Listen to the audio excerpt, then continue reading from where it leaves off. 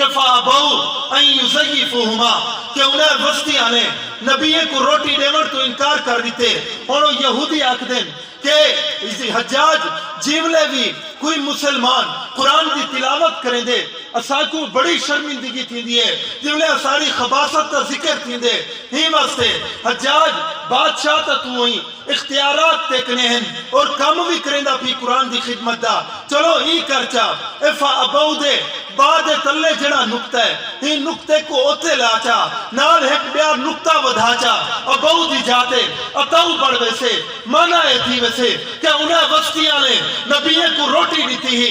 حجاج تیرا کچھ نہ ویسے لیکن ساری عزت بڑھ ویسے حجاج بن یوسف نے بڑی برد باری اور تحمل نال انہیں کو آکھے کہ میرا مہمان کھانا ہے ہیرے ویت تشریف رکھو تاری ضیافت دا انتظام بھی کرنا اور تارے مطالبے دوتے غور بھی کرے سا.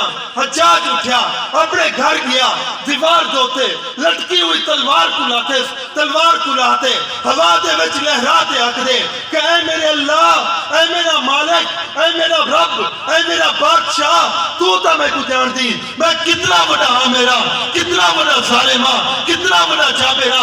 اللہ میری تلوار تو صحابہ دے خون دے قطرے تپکتے تاریخ میں بٹھیں لیکن اللہ جی مقدس کلام دی حفاظت کی ذمہ داری تا خود چاہتی ہے. اگر ہودے اندر رد و بدل کرن کو کوئی میں کو آکھے میں برداشت کرنا کرے سا میں ہودے واسطے اے تجویز کرے سا. حجاج بن یوسف نے انہیں جہاں یہودیں کو 21 ہفتے کھڑا کرتے سارے جا گردرہ کرم کر دیتے آنس اللہ دا وعدہ سچا تھیا کیونکہ اللہ نے خود آکھے اِنَّا نَحْنُ نَزَّلْنَا الذِّكْرَ وَإِنَّا لَهُ لَحَافِظُونَ. بے شک قرآن کو نازل بھی ایسا کتے سے ہی دی حفاظت بھی ایسا خود کرے.